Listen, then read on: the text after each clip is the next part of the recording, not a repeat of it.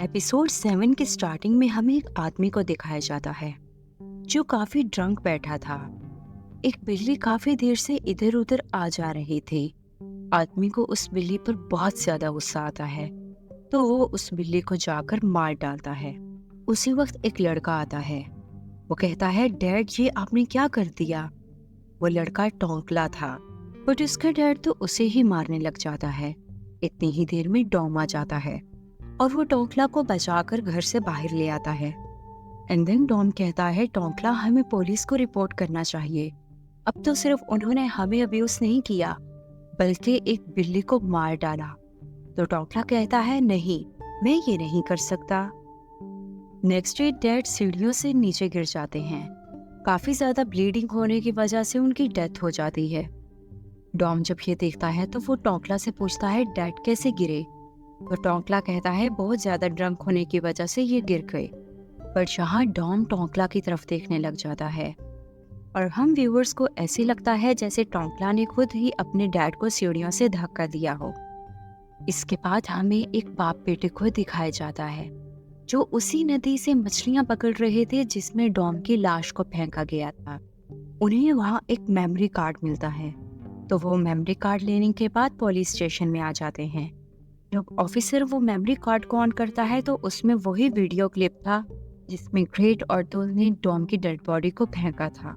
Video clip देखने के बाद ऑफिसर जल्दी से उस कार्ड के कई टुकड़े करके फेंक देता है और जाकर बाप बेटे को कहते हैं कि आज के बाद तुमने कभी मुंह नहीं खोलना।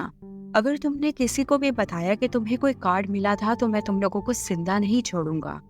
तो वो बाप बेटे इन बातों से डरकर वहां से चले जाते हैं। इसके बाद सीन इंस्पेक्टर की तरफ शिफ्ट होता है। इंस्पेक्टर एक पुलिसमैन को कहता है, मुझे पता करना है कि उस रॉक पर किसके फिंगरप्रिंट्स हैं। तो पुलिसमैन बताता है, आपको तो इस केस से दूर कर दिया गया है। इंस्पेक्टर कहता है, मुझे फिर भी जानना है। पुलिसमैन बताता है, वो फिंगरप्रिंट्स तुल के हैं, हमारे ऑफिसर के बेटे के, और वो डॉम का क्लास फेलो था। उसी ने डॉम का कत्ल किया है, बट वो ऑफिसर का बेटा है, इसीलिए इस केस को दबाया गया। इंस्पेक्टर को जैसे ही ये बात पता चलती है तो फौरन से फुटेज रूम में पहुंच जाता है और वहां जाकर कहता है, मुझे सीसीटीवी फुटेज देखनी है। जब उसे सीसीटीवी फुटेज दिखाई जाती है तो उसमें कुछ भी नहीं था, बट इंस्पेक्टर ये बात नोट करता है। वो देखता है कि इस वीडियो क्लिप को एडिट किया गया है। तो वो कहता है, अगर तुमने मुझे एक्चुअल वीडियो क्लिप ना दिखाया तो मैं तुम्हारे खिलाफ FIR कर दूंगा। इसके बाद इंस्पेक्टर को ओरिजिनल वीडियो क्लिप दिखाया जाता है जिसमें तुल डॉम को बहुत ज्यादा मार रहा था। वीडियो क्लिप देखने के बाद इंस्पेक्टर उसकी एक कॉपी अपने पास भी रख लेता है। इसके बाद इंस्पेक्टर टोंकला को कॉल करके बताता है कि मुझे केस के खिलाफ एक एविडेंस मिला है जिसमें साफ नजर आ रहा है कि तुल ने डॉम का कत्ल किया है। तो टोंकला कहता है, हमें जल्दी से जाकर पुलिस में रिपोर्ट करनी चाहिए। इंस्पेक्टर कहता है, पुलिस कुछ नहीं कर सकती, अब हमें मीडिया का सहारा लेना होगा। मैं आज ही जाकर मीडिया को ये वीडियो क्लिप दे दूंगा। इसके बाद इंस्पेक्टर जब मीडिया को वो वीडियो क्लिप देने जा रहा था तो मोटरसाइकिल पर 2 आदमी आ जाते हैं और वो उसे शूट करने लग जाते हैं। इंस्पेक्टर खुद को बहुत बचाने की कोशिश करता है, बट मौका मिलते ही वो आदमी फ्लैश अपने साथ ले जाते हैं। इंस्पेक्टर को फायर लग जाती है तो वो बैंडेज करवाने के लिए हॉस्पिटल में पहुंच जाता है। जैसे ही टोंकला को इंस्पेक्टर के बारे में पता चलता है तो वो भागकर इंस्पेक्टर के पास आता है। इंस्पेक्टर बताता है, जब मैं मीडिया को वीडियो क्लिप देने जा रहा था तो मुझ पर हमला हो गया और वो अपने साथ फ्लैश ले गए। टोंकला कहता है, इट्स मीन अब हमें कोई और एविडेंस नहीं मिल पाएगा। ये बात सुनकर इंस्पेक्टर कहते हैं, तुम टेंशन मत लो, मैं हर हाल में कोई ना कोई न्यू एविडेंस कलेक्ट कर लूंगा। नेक्स्ट डे टोंकला उसी नदी के पास पहुंच जाता है जहां उसके भाई को कत्ल करके फेंका गया था। जब वो कोई एविडेंस कलेक्ट कर रहा था तो उसे वही बाप बेटे नजर आते हैं जिन्हें वो मेमोरी कार्ड मिला था। टोंकला उनसे जाकर पहुंचता है, यहाँ पर कुछ दिन पहले जो मर्डर हुआ उसके बारे में आप कुछ जानते हो। वो आदमी तो साफ इनकार कर देता है, बट टोंकला उन्हें बताता है, वो मेरा ब्रदर था। तो उसका बेटा टोंकला को मोबाइल में वही वीडियो क्लिप दिखा देता है जो उसने जाकर ऑफिसर को दिया था। वीडियो क्लिप देखने के बाद टोंकला घर में आ जाता है और तुल की प्रोफाइल चेक करता है। तुल की प्रोफाइल चेक करने के बाद उसे ग्रेट का भी पता चलता है और वो यहाँ ये भी जान पाता है कि ग्रेट कॉर्न का ही भाई है। देन उसे एक गन नजर आती है और वो गन की तरफ देखकर एक स्माइल पास करता है। अब सीन कॉर्न की तरफ शिफ्ट होता है। कॉर्न के फादर कॉर्न को बताते हैं इन्वेस्टमेंट डिपार्टमेंट की कैबिनेट के पीछे एक रूम है, वहां पर जितने भी पेपर्स हैं तुम वो लेकर सब आ जाना, और ग्रेड के बारे में भी जैसे ही पता चले तो उसे भी लेकर हमारे पास आ जाना। तो कॉर्न कहता है श्योर। इसके बाद कॉर्न कंपनी की तरफ आता है तो वो देखता है बहुत ज्यादा लोग जमा हुए हैं। वो एक लेडी से पूछता है यहाँ क्या हुआ, तो वो बताती है कंपनी ऑनर के बेटे को किसी ने शूट कर दिया। ये बात सुनकर कॉर्न फौरन उस तरफ भाग जाता है। इसके बाद हमें डॉक्टर थाइम के कॉलीग को दिखाया जाता है।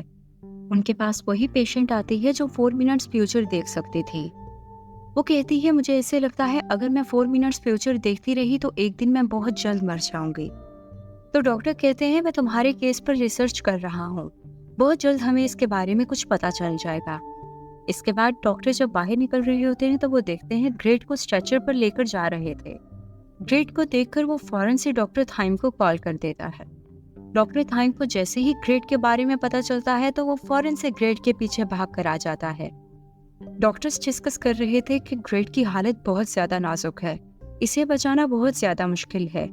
ये सारी बातें डॉक्टर थाइम भी सुन लेता है। बहुत ज्यादा टेंशन में आने के बाद वो अपने कॉलीग के पास चला जाता है और उसे कहता है सब कुछ मेरी वजह से हुआ, क्योंकि मैंने ही ग्रेट को कहा था कि तुम कहीं जाकर मर जाओ, तुम्हारा जिंदा रहने का कोई फायदा नहीं। तो उसका कॉलीग उसे कंसोल करते हुए कहता है ऐसी बात नहीं है, वो बहुत जल्द ठीक हो जाएगा। उसके बाद कुछ पेपर्स उसके आगे करते हुए कहता है कि मैंने एक रिसर्च की है, तुम इसे पढ़ लेना। डॉक्टर थाइम जब वो रिसर्च पढ़ते हैं तो वो 4 मिनट्स रिसर्च थी।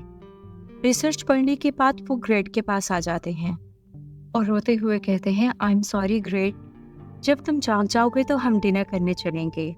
Okay great. जब ग्रेट कोई जवाब नहीं देता तो डॉक्टर थाइम की आंखों से आंसू निकल आते हैं। इसके बाद डॉक्टर थाइम अपने घर में आ जाते हैं। जब वो लाइट्स ऑन करके अपने घर की हालत देखते हैं तो घर बिल्कुल खराब हो चुका था। वो फौरन से अपनी ग्रैंडमा को कॉल करते हैं और पूछते हैं क्या आप अभी आंट के घर हैं। तो ग्रैंडमा कहती हैं यस, हम लोगों ने तो आज चिकन सूप बनाया है। देन ग्रेट कहता है ग्रैंडमा याद से डोर्स को लॉक करके सोना। अभी जब वो ये बात कर ही रहा था उसी वक्त कोई आदमी आकर उसकी ग्रैंडमा को मार देता है। एंड देन वो उसे कॉल पर कहता है तुम तो शायद मुझे नहीं पहचानते, बट मैं तुम्हें अच्छे से जानता हूँ। तुम्हारे पेरेंट्स को मिस्टर सिरावत ने नहीं मारा था, बल्कि मैंने मारा था, और अब मैं तुम्हें भी तुम्हारी ग्रैंडमा की तरह मार दूंगा। इसलिए अब तुम पीछे देखो, तुम्हारे लिए कोई मैंने गेस्ट भेजा है। जैसे ही डॉक्टर थाइम पीछे देखते हैं तो एक आदमी खड़ा होता है। वो फौरन से डॉक्टर थाइम को शूट कर देता है। इसके बाद स्टोरी पास्ट में शिफ्ट हो जाती है। मिस्टर सिरावत अपनी वाइफ से कह रहे थे कि हमारी कंपनी में बहुत ज्यादा लॉस हो रहा है, हमें कुछ इन्वेस्टर्स की जरूरत है। तो उसकी वाइफ कहती है मुझे कुछ इन्वेस्टर्स का पता है जो हमारी कंपनी में इन्वेस्ट करेंगे। इसके बाद नेक्स्ट डे इन्वेस्टर्स आ जाते हैं। ये इन्वेस्टर्स कोई और नहीं बल्कि डॉक्टर थाइम के पेरेंट्स थे। डॉक्टर थाइम ग्रेट के घर में बैठकर जब गेम खेल रहा था तो ग्रेट आ जाता है। यहाँ पर फर्स्ट टाइम ग्रेट और डॉक्टर थाइम की आपस में मुलाकात होती है। ग्रेट डॉक्टर थाइम से बात करने लगता है तो डॉक्टर थाइम कहते हैं मुझे तंग मत करो, अदरवाइज मैं गेम हार जाऊंगा। तो ग्रेट कहता है ओके ओके, तुम गेम खेलते रहो, और उसके साथ बैठकर कुछ स्नैक्स भी शेयर करता है। गेम खेलने के बाद ग्रेट आइसक्रीम खाता जा रहा था तो एक डॉग आ जाता है। वो जैसे ही बार्किंग करता है तो ग्रेट के हाथ से आइसक्रीम गिर जाती है और वो डर कर डॉक्टर थाइम के पीछे छुप जाता है। डॉक्टर थाइम जब देखते हैं कि ग्रेट तो रोने लग गया है तो वो उसे कंसोल करते हुए कहता है डरो मत, मैं तुम्हारे साथ हूँ, और उसे अपना गेम भी दे देते हैं। इसके बाद हमें मिस्टर सिरावत और डायरेक्टर को दिखाया जाता है। डायरेक्टर एक दिन मिस्टर सिरावत को कह रहे थे कि हमें उन इन्वेस्टर्स को कत्ल कर देना चाहिए। मिस्टर सिरावत कहते हैं प्लीज ऐसा मत करना, पर डायरेक्टर तो हंसने लग जाता है। देन एक दिन डॉक्टर थाइम की मदर डॉक्टर थाइम को उनकी ग्रैंडमा के पास ले आती हैं और कहती हैं कि मैं जब तक वापस ना आऊं तुम ग्रैंडमा के पास रहना, और ग्रैंडमा को आई एम सॉरी कहकर वहां से चली जाती हैं। जब वो जा रही होती हैं तो डॉक्टर थाइम बार बार मॉम मॉम पुकारता रहता है, बल्कि उसकी मॉम का जाना भी जरूरी था। इसके बाद सीन प्रेजेंट में शिफ्ट हो जाता है। वो आदमी डॉक्टर थाइम को शूट कर देता है। अभी डॉक्टर थाइम को एक ही फायर लगा था, उसी वक्त एक राइडर वहां से गुजरता है। तो फौरन से वो आदमी छुप जाता है। डॉक्टर थाइम अपनी जान बचाकर भागते हैं, बट एक जख्मी बंदा कितना ही दूर भाग सकता है। दूसरी तरफ ग्रेट की हालत भी बहुत ज्यादा खराब होती जा रही थी। डॉक्टर्स उसे बचाने की बहुत कोशिश करते हैं। एक तरफ से डॉक्टर थाइम की जान निकलती है तो दूसरी तरफ से ग्रेट की भी आंखें बंद हो जाती हैं। इसके बाद 11 बज जाते हैं। डॉक्टर थाइम की आंखें खुलती हैं तो वो देखते हैं कि वो अपने घर में मौजूद हैं। ग्रैंडमा डॉक्टर थाइम से कहती है कि मुझे कप उठा दो, जो ऊपर वाली शेल्फ में पड़ा है।